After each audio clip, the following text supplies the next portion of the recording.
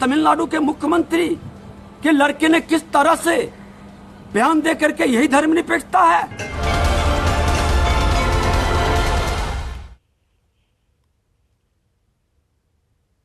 तमिलनाडु के मुख्यमंत्री MK Stalin के बेटे और राज्य के युवा कल्याण और खेल विकास मंत्री उदयनिधि स्टालिन ने सनातन धर्म को लेकर अत्यंत विवादित बयान दिया है।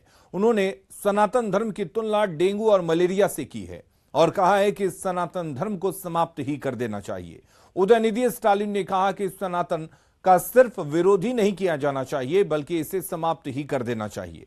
उदयनिधि स्टालिन ने कहा कि हम डेंगू, मच्छर, मलेरिया या कोरोना का विरोध नहीं कर सकते, हमें इसे मिटाना है। इसी तरह हमें सनातन को भी मिटाना है। तमिलनाडु की सत्ता पर काबिज डीएमके सरकार में युवा कल्याण और खेल विकास मंत्री उदयनिधि स्टालिन ने कहा कि सनातन धर्म सामाजिक न्याय और समानता के खिलाफ है। उदयनिधि स्टालिन पर दिल्ली से लेकर पटना तक जमकर सियासत हो रही है।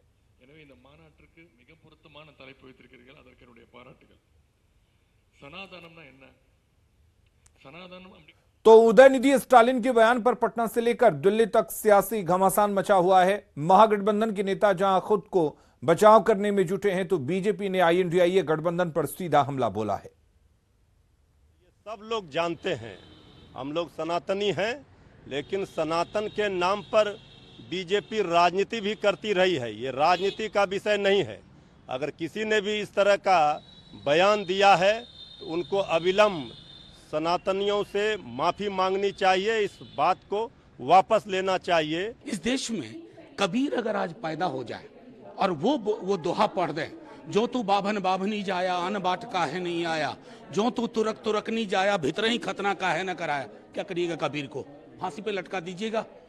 एक हिंदुस्तान का एक मिजाज रहा है, कई लोगों की सनातन में कई सारी विकृतियां हैं। क्या जाति व्यवस्था अच्छी चीज है? क्यों सीवर में उतरने वाले की जाति नहीं बदलती है? ये सारे सवाल हैं। अगर किसी ने कुछ कह दिया तो लेके उड़ गए। कमाल की बात है भाई। भारतीय जनता पार्टी के नेताओं को डीएमके के साथ जब सरकार चला रहे थे या अन्य डीएमके के साथ सरकार चला रहे थे, उस समय भी भर्त्सना करनी चाहिए थी। वो जानते हैं कि जो समूचा द्रविड़ आंदोलन है वो सनातन विरोधी भावनाओं पर आधारित है। यद्यपि हमारी उनसे असहमति है और जो सनातनी परंपरा का जो समन्वयवादी और जो समानतावादी दृष्टिकोण है उसके हम समर्थक हैं। और जरूरी नहीं कि घटक दलों की राय हर प्रश्नों पर एक हो।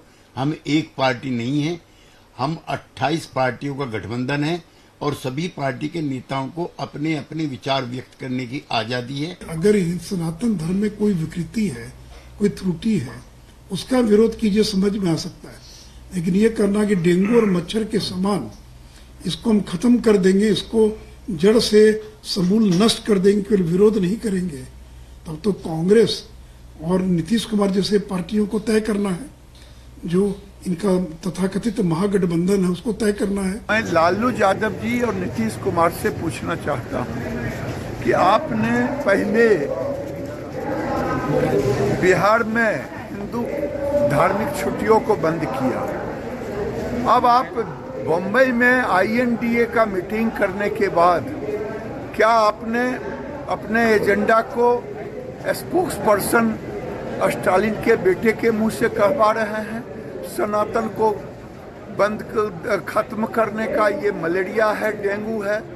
मैं चुनौती के साथ कह रहा हूं, लालू प्रसाद यादव जी और नीतीश कुमार इसका जवाब दें। क्या भारत के सनातन को खत्म करने का, बिहार के सनातन को खत्म करने का अगर ये साजिश है, मैं भी चुनौती को स्वीकार करता हूं। लालू जी, नीतीश जी, आपको जवाब देना होगा कि हिंदुओं को आप जात में बांट करके चाहते हैं कि मैं सनातन को समाप्त करूं, ये संभव नहीं है। दिल्ली में 9 और 10 सितंबर को G20 शिखर सम्मेलन होने वाला है। इसमें भाग लेने के लिए अमेरिका के राष्ट्रपति जो बाइडेन सहित विश्व भर के कई नेता भारत आने वाले हैं। ऐसे में खासा तैयारी की जा रही है। इस दौरान प्रधानमंत्री नरेंद्र मोदी अपने मेहमानों के खाने पीने का भी खास ध्यान रख रहे हैं। बताया जा रहा है कि दिल्ली आने वाले मेहमानों को भारत के असली स्वाद से रूबरू करवाया जाएगा। G20 में शामिल होने वाले विदेशी मेहमान राजघाट पर आकर महात्मा गांधी की समाधि पर पुष्प अर्पण करेंगे। इस कार्यक्रम को लेकर दिल्ली पुलिस ने ट्रैफिक पुलिस के साथ मिलकर आज एक मॉक ड्रिल किया।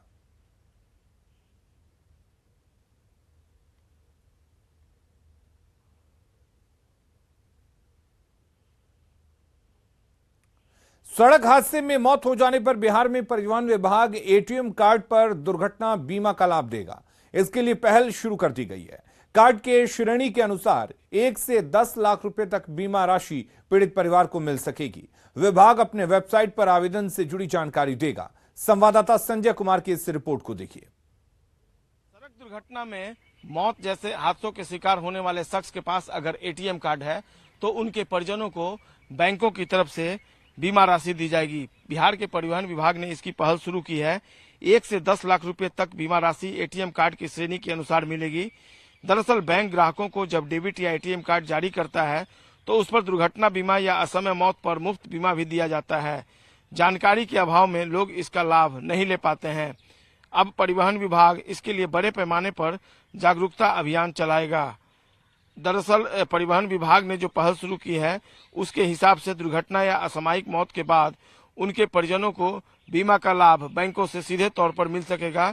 लोगों को इसके लिए लाभ मिल सके, इसके लिए हाल ही में राज्य स्तरीय बैंकर समिति की बैठक में ध्यान आकृष्ट कराया गया था। परिवहन विभाग परिजनों को एटीएम बीमा का लाभ दिए जाने के मकसद से सड़क दुर्घटना के डेटाबेस का भी उपयोग करेगा। मृतक के आश्रितों को इस बारे में सूचना दी जाएगी ताकि पीड़ित के परिजन बीमा क्लेम कर सकें। एटीएम बीमा कवरेज के बारे में आम लोगों को जानकारी नहीं रहती है, इसलिए बड़े पैमाने पर जागरूकता अभियान चलाने की आवश्यकता महसूस की गई है। जो प्रावधान है उस प्रावधान के अनुसार अगर किसी व्यक्ति को सरकारी या गैर सरकारी बैंकों का एटीएम उपयोग करते अमूमन 45 दिन हो गए हैं तो वो कार्ड के साथ मिलने वाली बीमा सेवाओं के हकदार हो जाते हैं। हालांकि अलग अलग बैंकों ने इसके लिए अलग अलग अवधि तय कर रखी है। एटीएम कार्ड की कैटेगरी के अनुसार बीमा की राशि तय होती है। यह सुविधा केवल एक कार्ड पर ही मान्य होगी। सबसे बड़ी बात यह है कि विभाग ने इसके लिए पहल शुरू की है और परिवहन विभाग के वेबसाइट पर इसके लिए आवेदन भी अपलोड किया जाएगा। तो निश्चित तौर पर आपको अब अवेयर रहने की जरूरत है।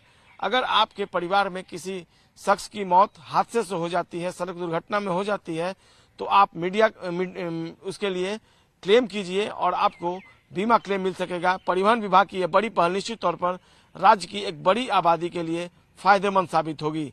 कैमरा पर्सन मनीष जुनेजा के साथ संजय कुमार, न्यूज 18 पटना। अगली खबर का रुख करते हैं। शिक्षा विभाग के आदेश के विरोध को लेकर शिक्षक के निलंबन पर सियासत शुरू हो गई है। बीजेपी सीधे सीधे नीतीश सरकार पर हमला बोल रही है तो कांग्रेस और जेडीयू ने फैसले का बचाव किया है। कार्रवाई इसलिए नहीं हुई है कि उन्होंने स्कूल में राखी बंधवाई। स्कूल में तो राखी सदियों से लोग बंधवा रहे हैं। कार्रवाई इसलिए हुई है कि उन्होंने अपने विभागीय अधिकारी के खिलाफ अपशब्दों का इस्तेमाल किया है। आप पूरा वीडियो देखिए, कई बार पता नहीं क्या क्या बोल रहे हैं, निर्वंश हैं, पागल हैं, क्या क्या बोल रहे हैं अपने अधिकारी को।